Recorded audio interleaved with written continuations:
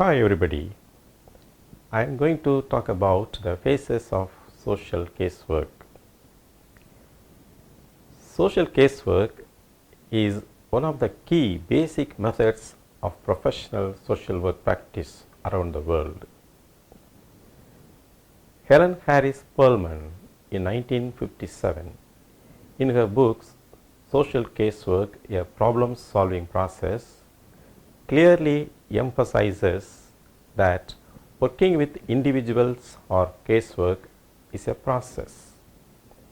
This process has to enhance the person with a problem to utilize the available resources within oneself and in the environment around to solve the problem.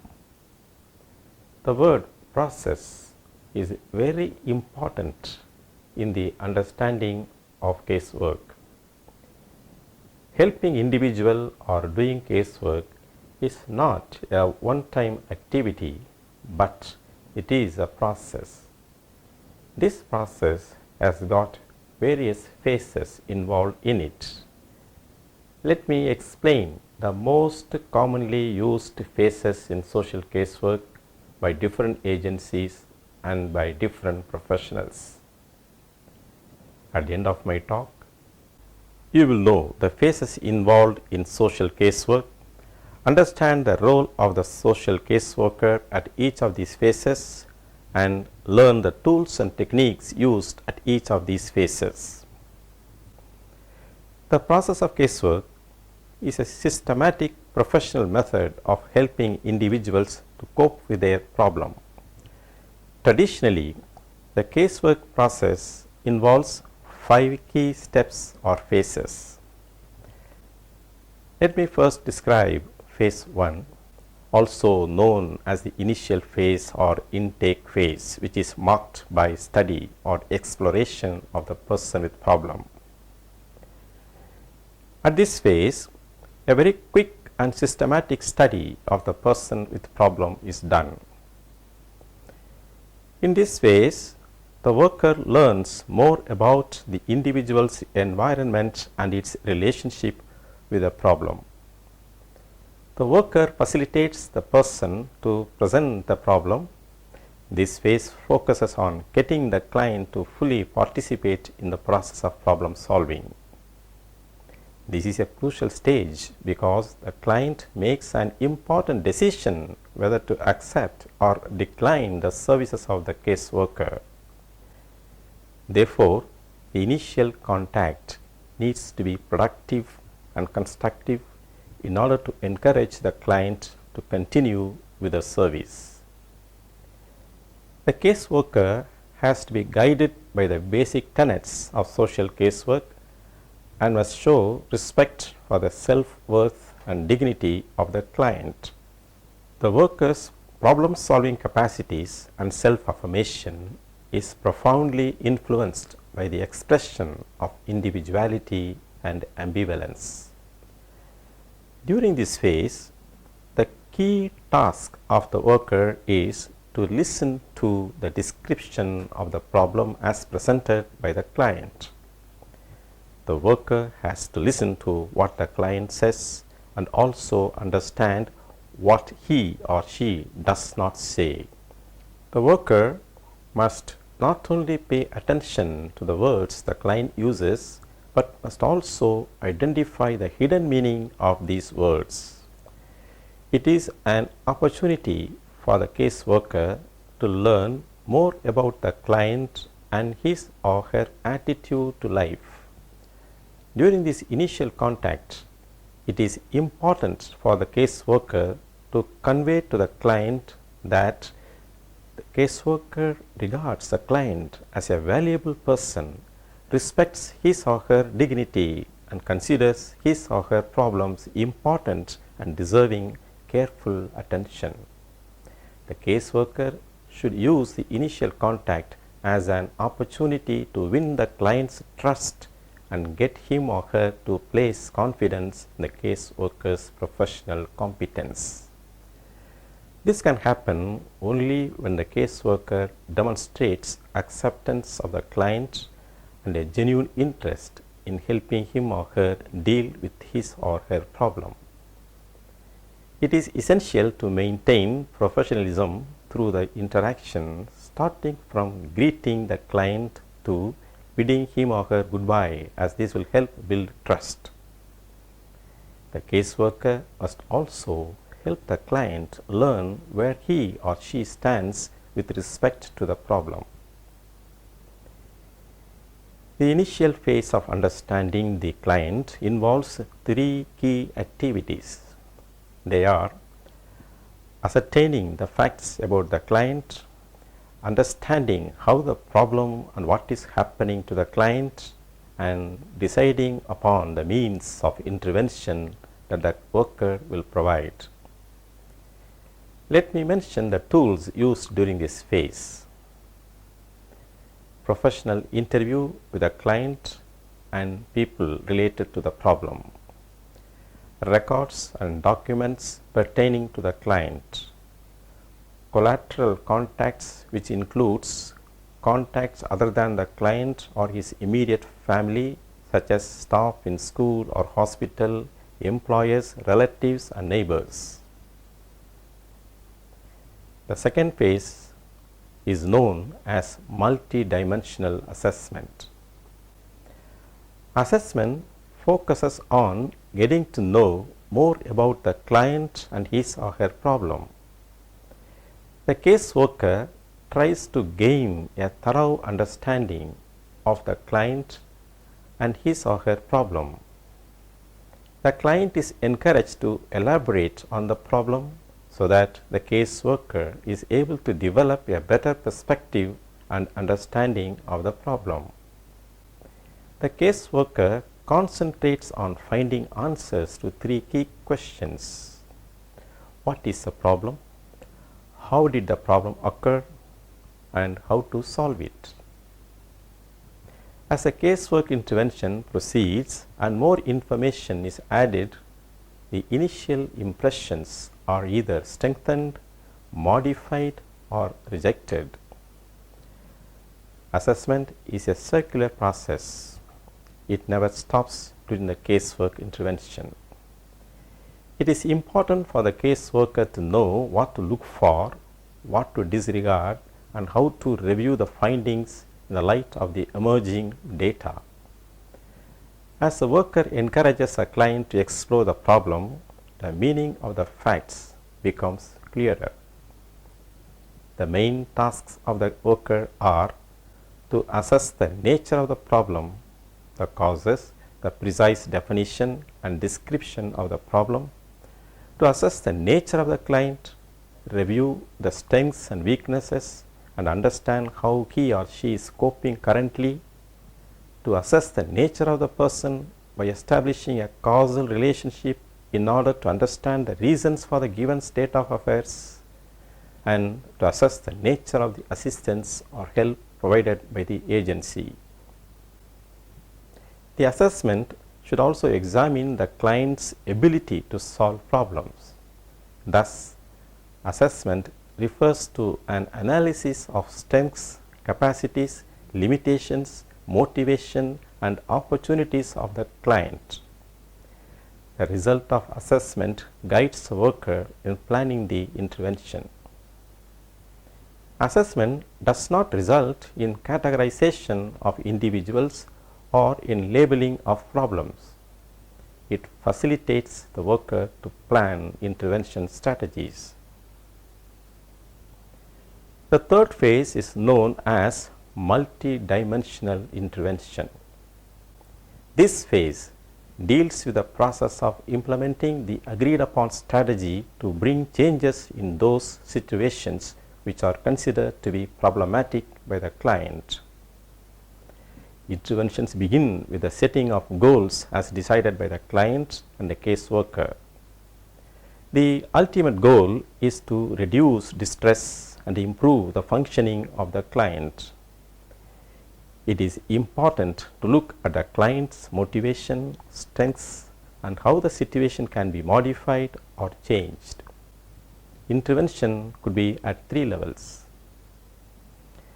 Intervention at client level by utilizing the client's strengths, family support and peer influence, intervention at agencies level by utilizing the resources available at the agency, and intervention at community level, which involves the use of community resources such as schools, employers and hospitals. The participatory skills of the client should be taken into account when deciding the intervention plan. The guiding principles during intervention are the right of the client to decide his or her own course of action and acceptance of the ability of the client to change. Social work relates to strengths rather than sickness or disorder. Limitations are handled and recognized realistically. There are two main categories of intervention, namely the direct and the indirect method. Both the methods are equally important during the intervention phases. Let me explain the direct methods. Direct methods involve intervention that takes place directly between the worker and the client. It helps the client to take constructive decisions, maintain an emotional balance, and reinforce attitudes favorable to growth and change. These are termed direct interventions as a caseworker exerts his or her influence directly on the client. Intervention strategies include counseling, therapeutic, interviewing, clarification, interpretation, and psychological treatment supportive techniques. Let me explain each of these strategies. Counseling is a rational way to help a client sort out the issues in his or her situation, to clarify problems and conflicts, to discuss the various options and make choices. Counseling involves a systematic procedure. Some important counseling techniques include reflective discussion, motivation, clarification, correcting perception, modeling, anticipatory guidance, role-playing, reality orientation, partialization, interpretation, universalization, and confrontation. Therapeutic interviewing focuses on asking in-depth questions to resolve the intra-psychic conflicts. Clarification deals with helping the client gain a better understanding of himself or herself, his or her environment, and the people with whom he or she is associated. It assists in building greater clarity to the client about the problem. In interpretation, the caseworker interprets the unrealistic ideas and strong emotions of the client. Psychological treatment aims at decreasing tension and guilt, increasing self-confidence, and enabling the client to express his feelings. Supportive techniques include acceptance, assurance, facilitation of expression of feelings, accrediting and building of self-confidence, and being with the person with the problem. Let me briefly mention about these techniques. Acceptance is a basic technique of helping and conveying through words and the overall behavior of the caseworker. It is also characterized by the way the worker demonstrates warmth and genuineness to the client. The way the worker listens to the client is important in creating a feeling of being accepted. One way to accept the person with the problem is to empathize rather than sympathize. Assurance is when the caseworker enables the client to understand that his or her feelings are not judged, and that the worker is not shocked to hear the client express feelings of hatred, jealousy, resentment, and anger. Facilitation of expression of feelings is a technique of helping the client to vent his or her feelings. Strong feelings that are bottled up can create blocks in thinking.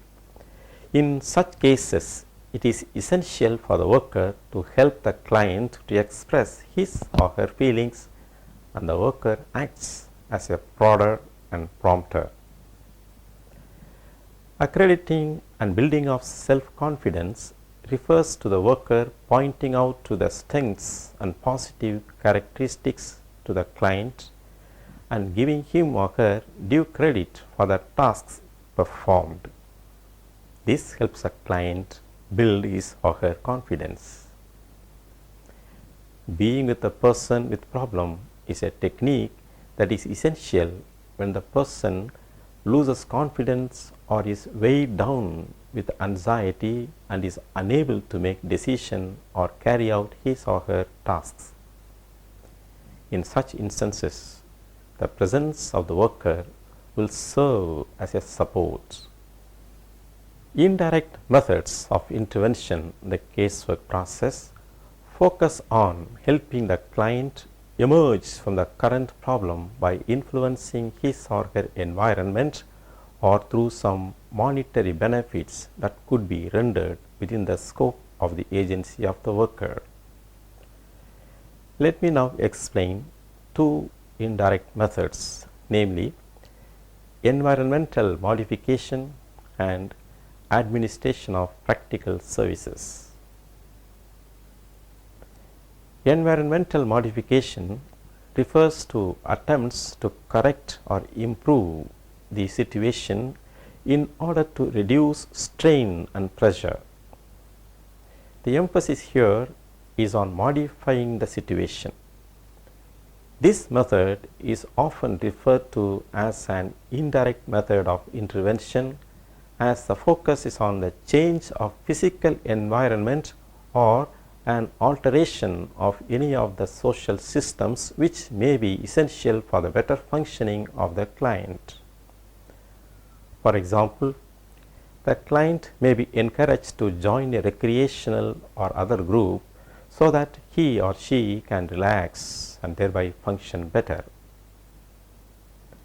Administration of practical services is one of the oldest and best known of the casework methods of intervention.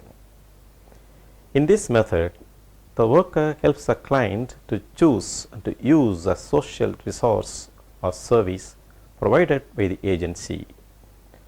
Often, the client knows what he or she wants, but does not know where or how to get it.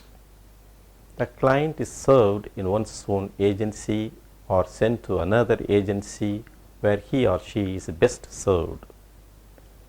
Providing material help, legal aid, medical care, and arranging for the camps are examples of practical services. The worker needs to have a thorough knowledge of community resources, use them selectively and economically. Let me describe the fourth phase, namely termination.